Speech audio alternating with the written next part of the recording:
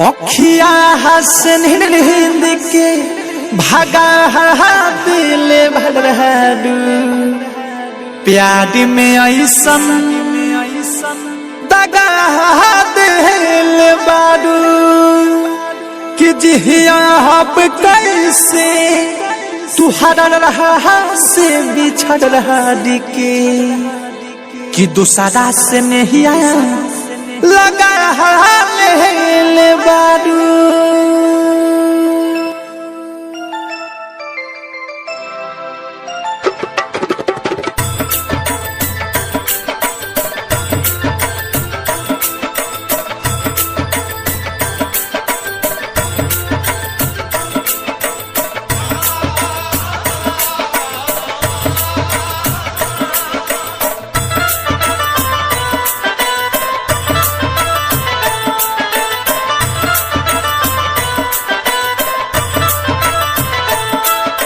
देख के दर्दिया दवाई हमार चल गईलू, देख के दर्दिया दवाई हमार चल गईलू।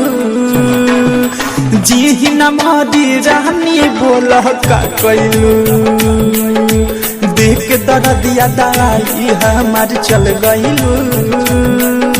जी न मारी रानी बोल का कैलू।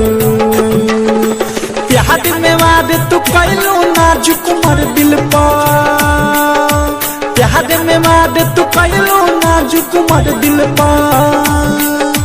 गहरे के हथवा जाके अब रानी धैलू, देख के दर्दिया दवाई हमार चल गईलू। जी न मारी रानी बोल का कैलू। वो तो अपना दर्द रो रो कर सुनाते रहे, हमारी तन्हाइयों से भी आग चुराते रहे। हमें ही मिल गया खिताब ए बेवफा, क्योंकि हम हर दर्द मुस्कुरा कर छुपाते रहे। भूल न पाई तुहर सूरतिया यहाँ दया भेलू, रतिया के सपना में चूरी तू खनका भेलू।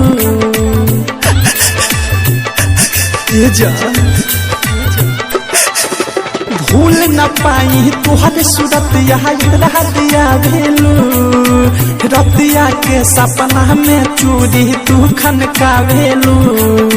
दिहल निशानी देख के हमार जियत तू हो खबू, पानी के बदले आंसू बहा के पियत तू हो खबू।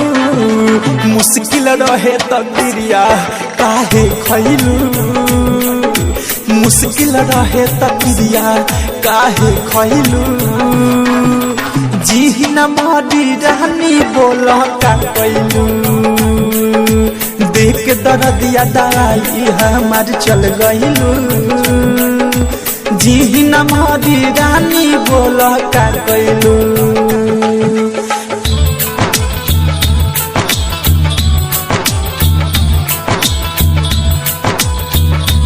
मेरे इस दर्द की वजह भी वो है और मेरे दर्द की दवा भी तो वो है।